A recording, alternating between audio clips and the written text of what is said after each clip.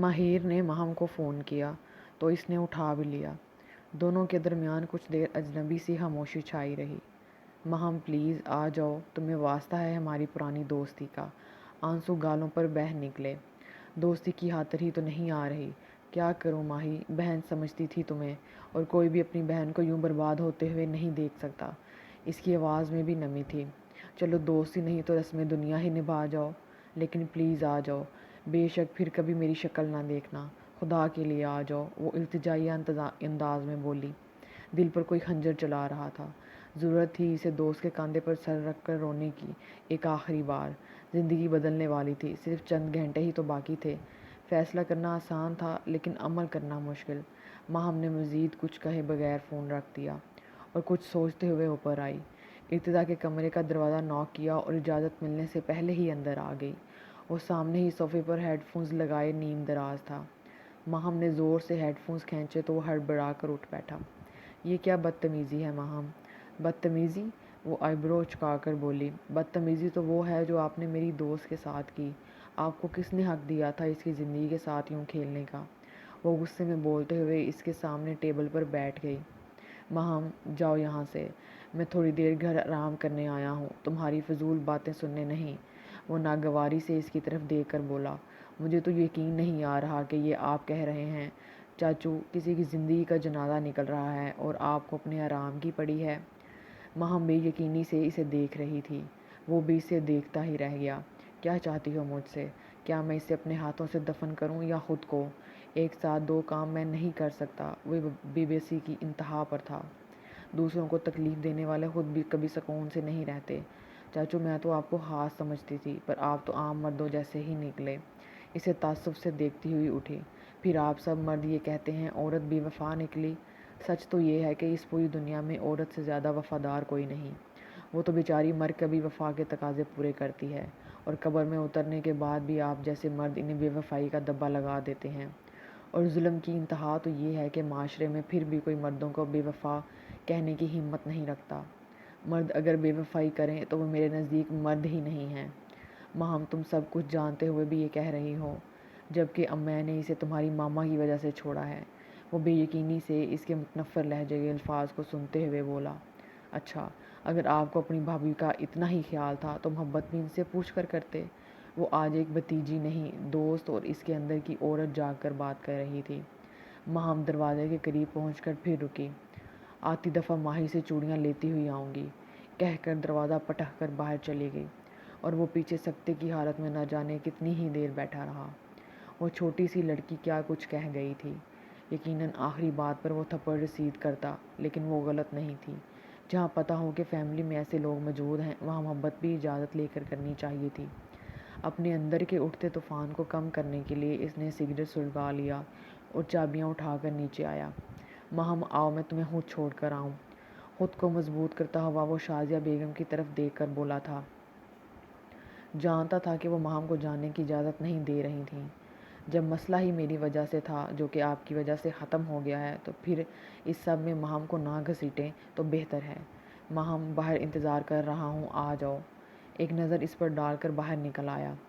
شازیہ بیگم کو ماہر کی شادی کا پتہ چلا تو شکر کیا تھا انہوں نے، لیکن ارتضیٰ کا رویہ انہیں اپنی ضمیر کی عدالت میں مجرم ٹھہرا رہا تھا، اور وہ سمجھ رہی تھی کہ وقت کے ساتھ ساتھ اس کا رویہ بہتر ہو جائے گا، لیکن وہ غلط سوچ رہی تھیں۔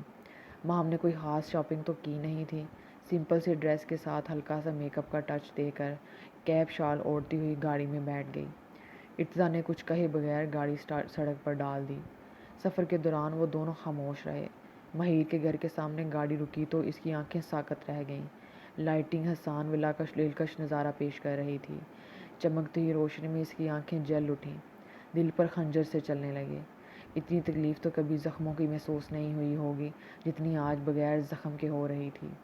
آج اسے سمجھ آئی تھی کہ کیوں کہا جاتا ہے کہ دل کے زخم ہیں گہرے بہت۔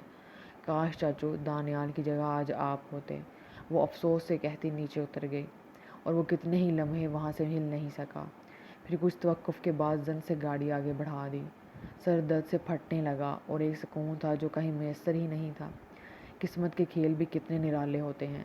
جس نے مانگا وہ خالی ہاتھ رہ گیا، اور کوئی دوسرا بنا دیکھے بنا مانگے کتنی آسانی سے قسمت میں لکھوا کر لے گیا۔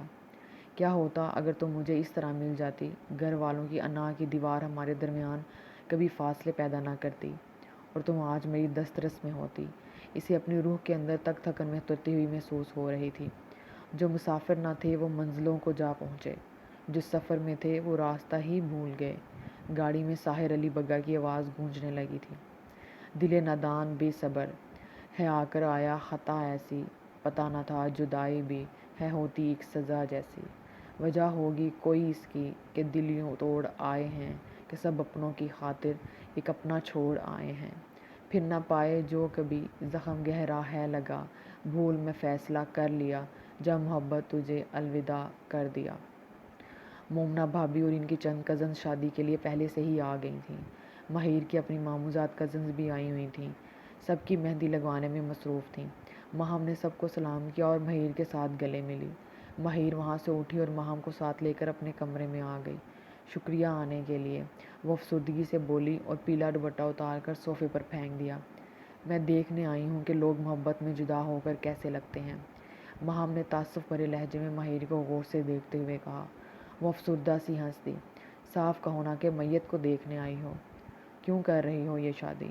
تم جانتی تو ہو کہ مجھے بڑے بڑے کام کرنے کا شوق ہے۔ غلط کر رہی ہو، پچھتاؤ گی۔ غلط پہلے کیا تھا، اب تو صحیح کرنے کی کوشش کر رہی ہوں۔ آنکھوں سے گرم سیال بہہ نکلا۔ پچھتا تو تمہیں ناراض کر کے بھی رہی ہوں۔ میں تم سے ناراض نہیں ہوں، کوشش کی تھی لیکن نہیں ہو سکی۔ وہ اس کا ہاتھ تھام کر گرم جوشی سے بولی۔ مہیر اس کے گلے لگ کر رو دی۔ ماہی، اگر تم خوش نہیں ہو تو نہ کرو یہ شادی، ابھی بھی ٹائم ہے، انکار کر دو، خود کو ٹائم دو، شاید اس سے بہتر حل نکل سکے۔ ماہم اس کے بال سے ہلاتے ہوئے بولی تو وہ سیدھی ہو کر بیٹھ گئی۔ اب کوئی حل نہیں نکل سکتا۔